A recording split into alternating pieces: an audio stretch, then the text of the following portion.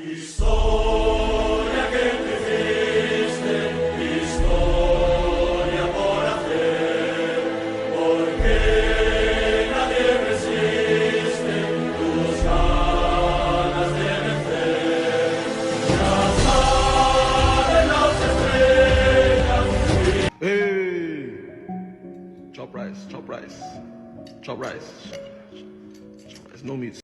Yes, your eyes don't deceive you. Real Madrid, the champions of Europe, the ones that were going to do the Remontada at the Santiago Bernabeu, just lost 2-1 to Arsenal, losing 5-1 on aggregate. Now, this is crazy. The Arsenal are actually in the Champions League semi-final.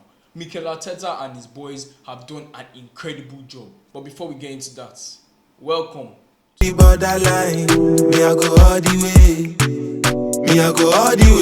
Like I said in the intro, Arsenal beat Real Madrid at the Bernabeu 2-1.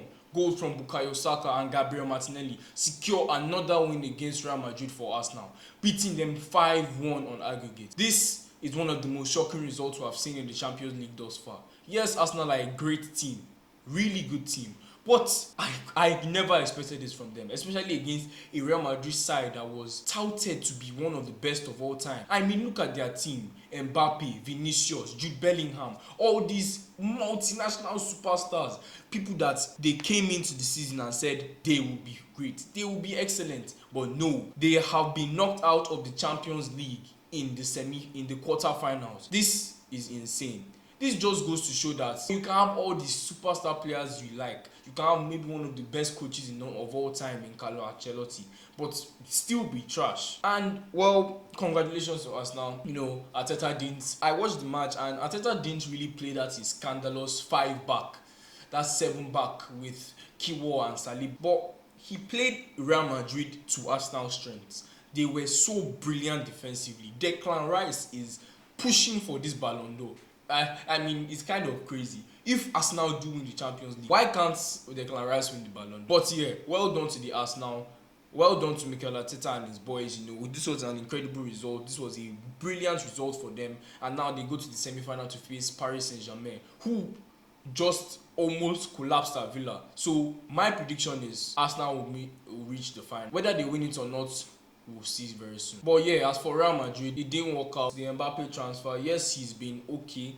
He's been good this season, but like every time I tune into a Real Madrid match, it's like he's kind of underperforming. Somebody that's meant to be one of the best footballers ever. You know, Mbappe, remember Mbappe at PSG, scoring 40 plus goals almost every season, comes to La Liga and gets a serious reality check. And you know, I feel like the cohesion between Rodrigo, Vinicius and Mbappe is not the best. I don't think they know how to play with each other well. I don't think Mr. Carlo Ancelotti has done a good job at trying to, you know, make the squad play well together. And yeah, I don't know where it goes from here for them, you know.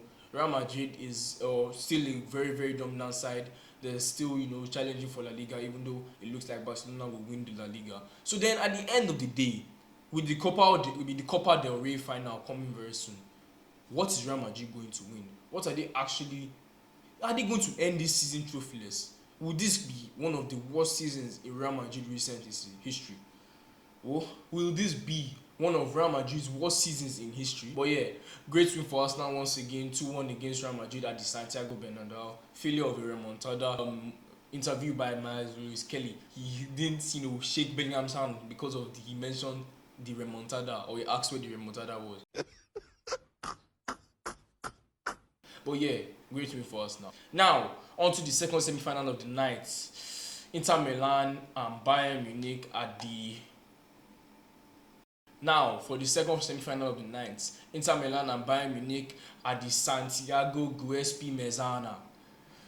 This game was sizzling. 2-2, you know, Inter pulling away, scraping a victory away. Bayern again being knocked out of the quarterfinal. Thomas Muller's last match at the club. Yeah, this game was, it looked end to end. It looked two very evenly matched teams. Bayern had 1.4 xg, 20 shots, 6 on target, 0 big chances, but still scored 2 goals. While Inter Milan had 1.4 xg, 15 shots, 6 on target, and 4 big chances, missing 2 big chances. Bayern had 86% accurate passing, and Inter Milan had 74% accurate passing. But yeah, good win for Inter Milan. They go to play Barcelona in the semi-final, and I honestly believe that if Inter Milan continue playing the way they've been playing in the Champions League this season, they could beat Barcelona. Not because Barcelona is a bad side, but Inter Milan and Barcelona, they're like polar opposites, and I feel like Inter Milan's strong defense can negate Barcelona's brilliant attack. I don't think Lamine Yamal, Lewandowski, and Rafinha are going to go past these boys. Quite a funny moment. Pavard scoring his first Inter Milan goal against his old team Bayern Munich, which was quite humorous. But yeah, good win for Inter Milan. The Champions League this season has been quite entertaining, and I think this new format has worked, because the new format has allowed us to see matchups we would have never seen before. And now we have a semi-final of Arsenal, PSG, and then Inter Milan and Barcelona. Lastly, before I go, I wanted to talk about Newcastle beating Crystal Palace 5-0. I just kept getting increasingly worried. These boys have won their last 5 matches in a row, and they just beat Crystal Palace 5-0. Yeah, I don't know what to say. I think I watched the highlights. Issa's goal was quite incredible. Murphy's goal was incredible. He's been one of the best in the league this season, especially at a Newcastle side that at the beginning was struggling so much. Murphy, I think, deserves to be in the team of the season. And yeah, Newcastle climb to third, sit comfortably in third, just 4 points behind us now. Who knows where they could finish this season? If you look at their next run of games, I mean, the sky is literally the limit for them. Their next game is against Aston Villa, which is a great game for Chelsea, meaning that at least 1 or 2 of them will drop points.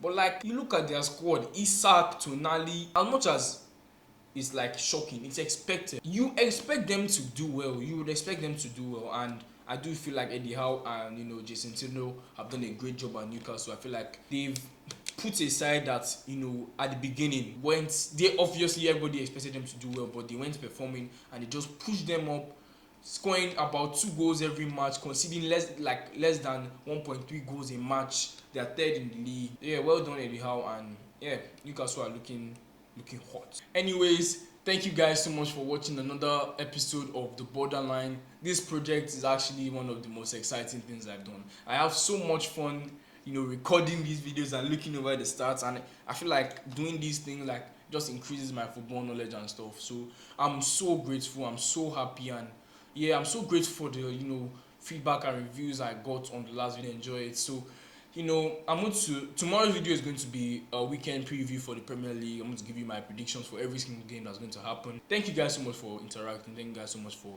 enjoying this stuff. And the more you guys enjoy, the more I'm going to post. And yeah, this has been Toby. And yeah, this is The Borderline. Bye bye. It's many things, it's everything, it's borderline.